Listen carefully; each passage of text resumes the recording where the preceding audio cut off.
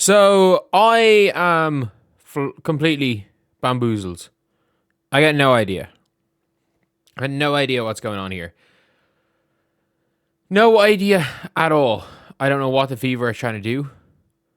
I really don't. And if you guys are new to the channel, subscribe and you're as confused as I am with this, because I have no idea what they're trying to do. Because the Indiana Fever, as currently constructed, so you want to put size, athleticism, shooting, those type of things. That's kind of what you want to put around Caitlin Clark. Like, I think we're all kind of in agreement. That's really what you want to put around Caitlin Clark. But the Fever have put no size, very little athleticism, not that much shooting, and yeah, it doesn't. What are they doing? So they've just signed Shatori Walker-Kimbrough, genuinely not great guard. I don't know how to describe it, because she averaged 1.7 points per game last year. She is statistically one of the least impactful players in the WNBA. She shoots okay from three, I guess. Pretty bad from the field. Is a pure bench player and is 5'9". And then Kelsey Mitchell shoots, I guess. She's fast.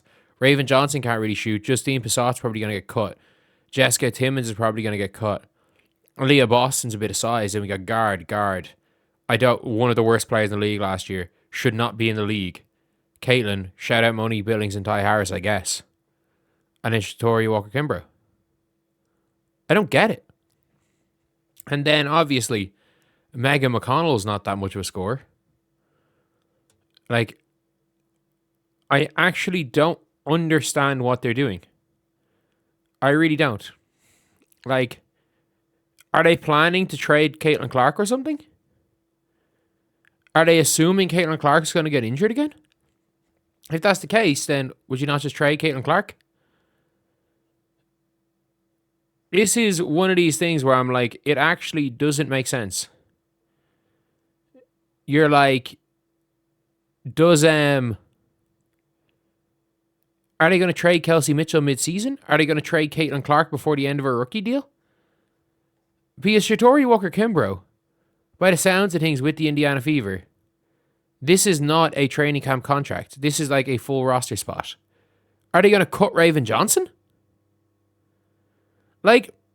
Where is their minutes for her? We were already questioning where the minutes for Raven Johnson were going to come from. But where exactly are the minutes for Shatori Walker-Kimbrough going to come from? Is Caitlin Clark going to play power forward or something? If Aaliyah gets injured, I don't know what happens. It is literally now a situation where I don't know exactly what the Indiana Fever are doing this season. I really don't. People are like, oh, we saw what happened last season when they didn't have enough guard depth. But I'm like,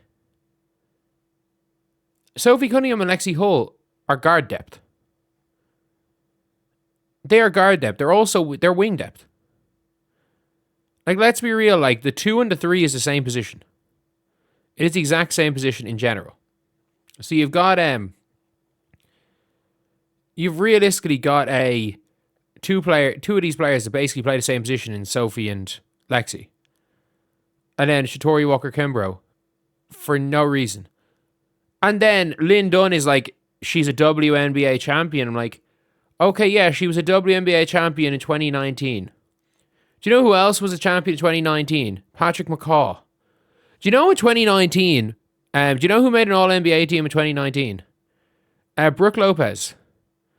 Brooke Lopez, it's not Brooke Lopez, jeez, Blake Griffin. Why did I say Brooke Lopez? Blake Griffin. Yeah, Blake Griffin retired 4 years ago.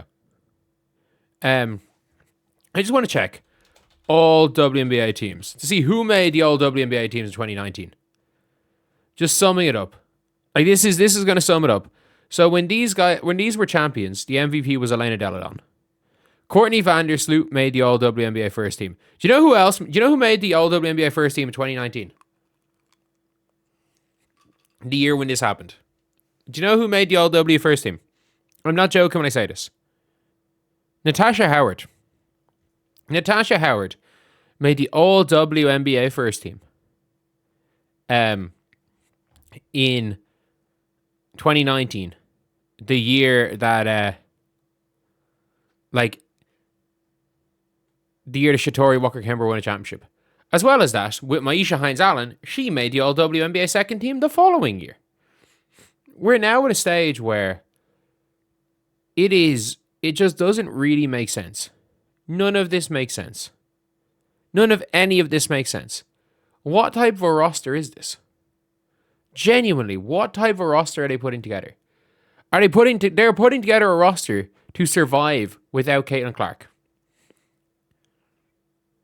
That seems to be what it is. It's now like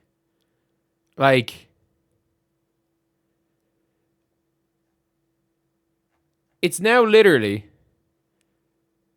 Caitlin, because Caitlin's going to play. How many minutes can Caitlin play now? Unless you want to give Shatori Walker-Kimbrough or Raven Johnson DNPs, which I don't think they're going to do, Caitlin's minutes might start with a 2. Like, I'm okay with Caitlin not playing the 36, 37 minutes she played in her rookie season. But, like, her numbers could vary. Her minutes could start with a 2, as could Kelsey Mitchell's. Their minutes could literally start with a 2. Like, for me, that seems very, very,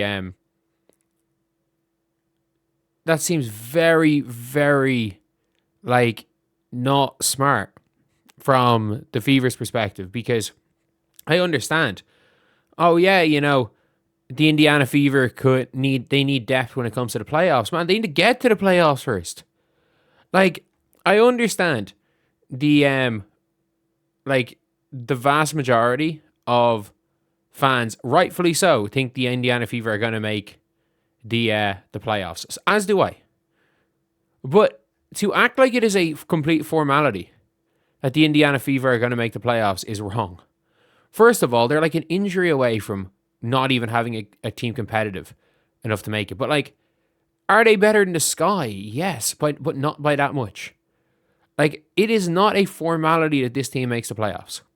It is an extreme likelihood, like in the 80 to 90% range. But it is not a guarantee 100% that they make the playoffs. So I'm just looking at this and I'm like, I don't understand what they're doing. It seems like they're doing everything in their power to be okay when Caitlin Clark is not there, assuming Caitlin Clark is going to be injured for the entire season again. Like, this is a roster that looks like it's being put together for Caitlin Clark not to be on it. Outside of Monique Billings and the players that they drafted and came before this front office is there, as in Lexi Hull and I think Sophie Cunningham does fit with Caitlin, in fairness, but like Sophie Cunningham fits with anybody. Like, a lot of these players, you're looking, it's like, are these other than Monique Billings to fit with Caitlin, or are they to fit when Caitlin's off the floor? And I don't know. And it's looking like one of the players that I would think would fit with a Caitlin Clark and a Justine Passot's not going to even make the squad. So, yeah, it doesn't make sense for me. It really doesn't make sense.